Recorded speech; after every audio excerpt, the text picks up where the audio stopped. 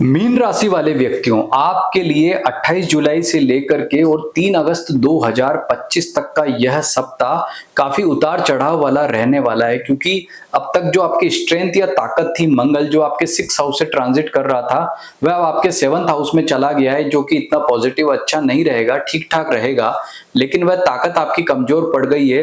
तो वहीं सूर्य आपके पंचम भाव में ट्रांजिट करके सामान्य फल प्रदान कर रहा है, यानी कि जितने भी महत्वपूर्ण ग्रह हैं वो सामान्य फल दे रहे हैं।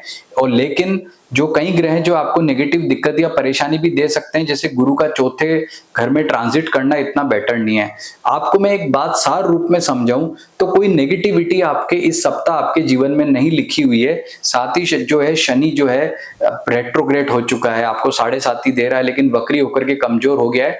तो कुल मिलाकर के आपके लिए ग्रह कैसे हैं? बिल्कुल सामान्य है।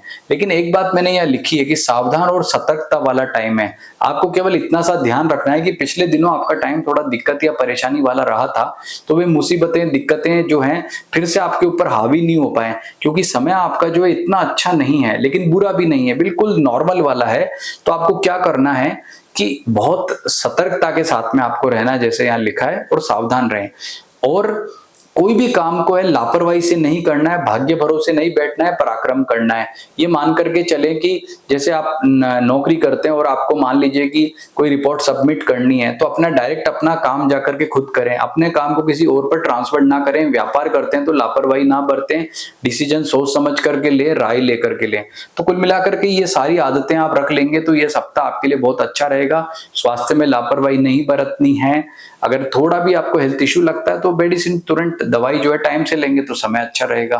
तो यह मैं जो आपको प्रेडिक्शन बता रहा हूं, न केवल आपका राशि फल यहाँ बता रहा हूं, बल्कि नक्षत्र फल भी आपको बता रहा हूं, यानी डीप और गहराई में उतर करके मैं आपको ये बताने वाला हूं कि मीन राशि वाले व्यक्ति जो है बहुत सारे होते हैं, परंतु इनमें भी जो पूर्वा भाद्रपद नक्षत्र जिनका है, उत्तरा भाद्रपद नक्षत्र जिनका है, या रेवती नक्षत्र जिनका है, तो उनके लिए कैसा समय रहने वाला है, तो उसकी चर्चा यहाँ पर करेंगे। तो आपको पूरा वीडियो जरूर देखना। अपना जन्म नक्षत्र पता नहीं है तो पता करने के लिए हमें date of birth, time, place या तो वीडियो के कमेंट में लिख दीजिए या फिर हमें व्हाट्सएप कर दीजिए, तो हम आपको देख करके बताएंगे कि आपके लिए आपका जन्म नक्षत्र कौन सा है और आपका जो है ये फल अब यहाँ परखते हैं, देखते हैं। शुरुआत करेंगे सबसे पहले स्वास्थ्य से। तो स्वास्थ्य के मामले में आप देखेंगे कि आपका शनि का 7.5 चल रही है, राहु आपका 12वें घर से ट्रांजिट कर रहा है और जो है गुरु चौथे घर में आ गया है। तो कुल मिलाकर के हेल्थ के मामले में सारे प्लेनेट इतना सपोर्ट नहीं कर रहे हैं, लेकिन चंद्रमा सबसे इंपॉर्टेंट है। और चंद्रमा आप देखेंगे कि तुला राशि में जब आएगा, आपके अष्टम भाव में आएगा, यानी कि 31 जुलाई को दोपहर में 12 बजे के बाद से लेकर के गुरुवार और शुक्रवार और शनिवार का दिन आपके लिए अच्छा नहीं है। रविवार को पुनः पॉजिटिविटी आ जाएगी। तो ये सप्ताह आपके लिए हेल्थ के मामले में सोमवार, मंगलवार, बुधवार को ठीक रहेगा। गुरुवार को दोपहर में 12 बजे तक आपके लिए टाइम ठीक है, लेकिन दोपहर 12 बजे के बाद जैसे ही तुला राशि में चंद्रमा जाएगा तो आपको दिक्कत या परेशानी हो सकती है।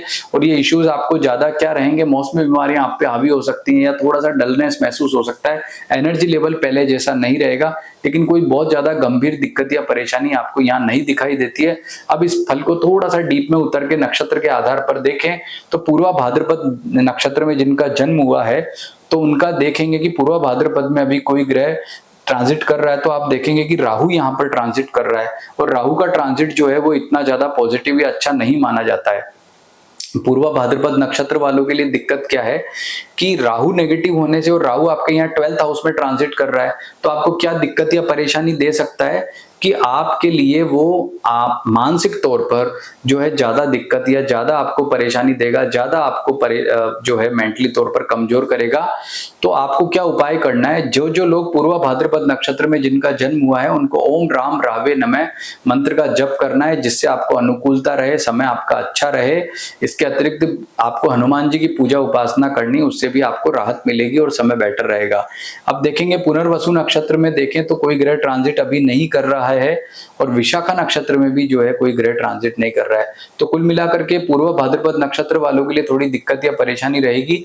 अब उत्तरा भाद्रपद नक्षत्र वालों के लिए देखें तो आप यहाँ पर देखेंगे कि उत्तरा भाद्रपद नक्षत्र के लिए जो है वो पुष्य और अनुराधा, इन दो नक्षत्रों में से अभी उत्तरा भाद्रपद में जो है वो शनि का ट्रांजिट यहाँ पर हो रहा है, और शनि जो है आपके लिए 7.5 ही दे रहा है, यानी कि पूर्व भाद्रपद नक्षत्र वालों को भी दिक्कत है और उत्तरा भाद्रपद नक्षत्र वालों को भी दिक्कत है। उत्तरा भाद्रपद नक्षत्र के लिए शनि पॉजिटिव नहीं, और शनि का पॉजिटिव नहीं होना कहीं ना कहीं आपके जो है रोग प्रतिरोधक क्षमता को प्रभावित करता है। तो आपको क्या करना, अनुकूलता के लिए आपको भी हनुमान जी की पूजा उपासना करनी है। कहने का मतलब पूर्वा भाद्रपद और उत्तरा भाद्रपद नक्षत्र में दिक्कत है, पुष्य नक्षत्र में सूर्य का भी ट्रांजिट हो रहा है, तो डबल दिक्कत हो गई है।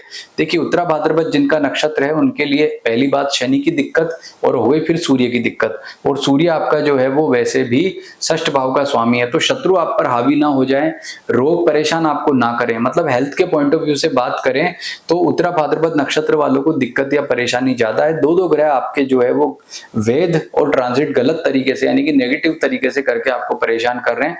अनुराधा नक्षत्र में अभी किसी ग्रह का ट्रांजिट नहीं है, तो कोई दिक्कत या परेशानी नहीं है। अब बात करते हैं रेवती नक्षत्र की, तो रेवती नक्षत्र में किसी ग्रह का ट्रांजिट नहीं हो रहा है, लेकिन अश्लेषा नक्षत्र में बुध का ट्रांजिट और सूर्य का होगा। सूर्य 3 तारीख तक पुष्य में रहेगा, 3 का मतलब ये सप्ताह खत्म हो जाएगा, तब जाकर के जो है सूर्य अश्लेषा में जाएगा। तो सूर्य की जो भी नेगेटिविटी दिक्कत है, सूर्य देखो वैसे आपके अभी पंचम भाव में ट्रांजिट करके आपको अच्छे फल प्रदान कर रहा है, लेकिन रेवती नक्षत्र वालों के लिए अगले सप्ताह सूर्य दिक्कत दे सकता है। अभी कोई टेंशन दिक्कत या परेशानी वाली बात नहीं है, लेकिन रविवार का दिन थोड़ा ध्यान रखें, क्योंकि उससे पहले आपके लिए 31 जुलाई 1 और 2 अगस्त का टाइम भी ठीक नहीं है। तो कहने का मतलब कि जिनका नक्षत्र रेवती है उनके लिए शुरुआत तो बहुत अच्छी हो रही है, यानी कि सोमवार, मंगलवार, बुधवार तक ठीक है, गुरुवार भी अच्छा है, लेकिन रेवती नक्षत्र वालों के लिए बाद का जो समय है वो इतना ज्यादा बेटर अच्छा नहीं है। तो आपको सावधान रहना होगा, सतर्क रहना होगा, सूर्य के उपाय करें, ओम गृहिणी सूर्याय नमः मंत्र का जप करना आपके लिए अच्छा रहेगा। तो नक्षत्र फल के आधार पर हमने देखा कि पूर्वा भाद्रपद नक्षत्र वालों को राहु जो है पीड़ित कर रहा है, उत्तरा भाद्रपद नक्षत्र वालों को जो है वो शनि और सूर्य दोनों पीड़ित कर रहे हैं, तो उनको दोनों से संबंधित उपाय करने चाहिए। और रेवती नक्षत्र वालों का जो है वो अश्लेषा नक्षत्र में जो है बुध और सूर्य का ट्रांजिट, तो बुध का ट्रांजिट तो पॉजिटिव है, सूर्य का नेगेटिव है, तो अगले सप्ताह आपको दिक्कत आएगी, लेकिन यह सप्ताह रेवती नक्षत्र वालों के लिए सबसे श्रेष्ठ, अच्छा और उम्दा कहा जा सकता है। बाकी को जो उपाय बताया वो करेंगे तो अच्छा होगा। अब बात करते हैं आपके करियर की, तो नौकरी पैसा वालों के लिए देखेंगे कि नौकरी पैसा वालों का जो समय वो सामान्य है, बहुत अच्छा नहीं है।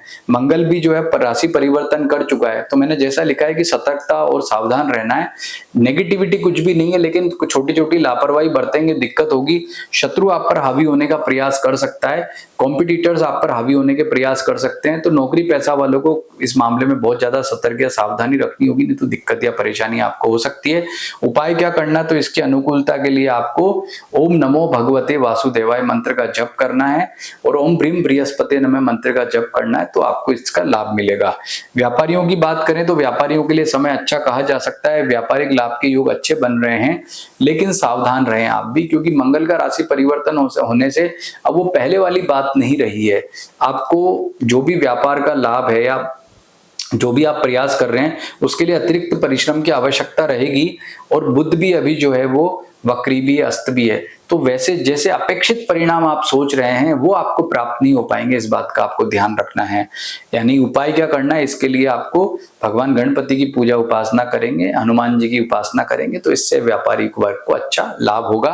पारिवारिक सुख की बात करें तो पारिवारिक सुख के दृष्टिकोण से समय सामान्य फल वाला बना हुआ है। माता पिता का आपको अच्छा सहयोग प्राप्त होगा, उनकी कोई टेंशन या दिक्कत परेशानी नहीं दिखती है। पारिवारिक सुख के दृष्टिकोण से यह सप्ताह आपके लिए अच्छा कह सकते हैं। अब बात करते हैं वैवाहिक सुख की, तो देखिए वैवाहिक सुख के भाव में मंगल आ चुका है, तो जीवन साथी के स्वास्थ्य को लेकर के या विदाउट रीजन उनसे थोड़ा मनमुटाव, दिक्कत परेशानी ना हो जाए, इस बात को लेकर के आपको सावधानी रखनी होगी, सतर्क रहना होगा। यानी इस मामले में समय अच्छा नहीं कह सकते। लिव इन पार्टनर के साथ भी ये स्थिति दिखती है, और आपका कोई अफेयर वगैरह चलता है, अपनी आप लव लाइफ में हैं, तो आपका जो पुरुष मित्र महिला मित्र है उनसे रिलेशनशिप भी कहीं ना कहीं इस सप्ताह प्रभावित हो सकता है। तो आपको ध्यान कब रखना है, शुरुआत ठीक है, सोम मंगल बुध तक मामला ठीक है, लेकिन गुरु के बाद यानी गुरुवार, शुक्रवार, शनिवार का दिन आपके लिए इस मामले में अच्छा नहीं कहा जा सकता। आर्थिक मामले की बात करें तो पहले जैसी स्थितियां नहीं रही है। मंगल के राशि परिवर्तन करने के बाद में आपका जो आर्थिक पक्ष है थोड़ा डगमगा सकता है, और नक्षत्र फल के आधार पर जैसे मैंने आपको डीप में बताया कि आपको क्या क्या उपाय करने हैं, तो आर्थिक क्षेत्र अच्छा रहे इसके लिए हनुमान जी की पूजा उपासना से आपको निश्चित तौर पे बहुत लाभ होगा और समय आपका बहुत ही अच्छा रहेगा और आपको कोई दिक्कत या परेशानी नहीं होगी। फिर भी धन का लेन देन बहुत सावधानी से करना है, और जो इन्वेस्टमेंट वाले डिसीजन है वो आप जो है बहुत ही सतर्कता के साथ में लेंगे तो अच्छा रहेगा। अब बात करते हैं आपके स्टूडेंट्स के लिए कैसा रहेगा समय। तो स्टूडेंट के लिए जो है ये सप्ताह काफी अप एंड डाउन वाला है। सोमवार अच्छा है, मंगल अच्छा है, बुध अच्छा है, लेकिन उसके बाद गुरु, शुक्र, शनि ये 3 दिन इतने बेटर नहीं है। इन दिनों में अगर कोई एग्जाम हो रहा है तो भगवान शिव की आराधना आपको विशेष रूप से करनी है, क्योंकि श्रावण का महीना भी चल रहा है, तो भगवान शिव की आराधना से बहुत अच्छा फल प्राप्त होगा, समय श्रेष्ठ रहेगा। और अब बात करते हैं आपके भाग्य की। तो देखिए भाग्य आपका साथ दे रहा है, लेकिन उतनी प्रबलता के साथ में नहीं दे रहा है, इसलिए मैंने एक बात लिखी, सावधान और सतर्क रहो। तो आपका समय मध्यम वाला है, कोई दिक्कत परेशानी नहीं होगी, कोई बड़ा इश्यू क्रिएट नहीं होगा। शनि भी अभी वक्री चल रहा है, तो आपके लिए कोई ज्यादा दिक्कत वाली बात नहीं है। बस आपको क्या करना है, भाग्य के साथ मतलब भाग्य पर भरोसा ना करें, अपने कर्म ज्यादा अच्छे रखें और क्रोध से बचें, पैशंस के साथ में आपको काम करना है। तो निश्चित रूप से सप्ताह आपके लिए श्रेष्ठ रहेगा, अच्छे फल आपको प्राप्त होते रहेंगे और आप अपने आने वाले खतरे को भी भांप लोगे, तो उससे कैसा बचना है ये आप समझ सकते हो। तो कुल मिलाकर के ये सप्ताह जो है वो आपके लिए रेमेडी के तौर पर देखें तो आपको अधिक से अधिक जो उपाय करने हैं वो मंगल के करने हैं। बाकी गुरु, शनि जो 7.5 का उपाय है, भगवान मतलब हनुमान जी की पूजा उपासना, भगवान विष्णु की पूजा उपासना है, ये उपाय आप करेंगे तो इससे ये सप्ताह में आपको कोई भी दिक्कत परेशानी नहीं होगी तो उसका एक निश्चित समाधान मिल जाएगा। और 31 जुलाई को 12 बजे के बाद और 1 और 2 अगस्त को विशेष ध्यान रखना है। जन्म नक्षत्र पता करने के लिए अपनी डिटेल हमें व्हाट्सएप या इस कमेंट में लिख करके आप पूछ सकते हैं कि मेरा जन्म नक्षत्र बताएं। तो मैं भगवान शिव से कामना करूंगा कि आपका ये सप्ताह बहुत ही उम्दा रहे, अच्छा रहे, उनकी कृपा आपको विशेष रूप से प्राप्त हो। नमस्कार।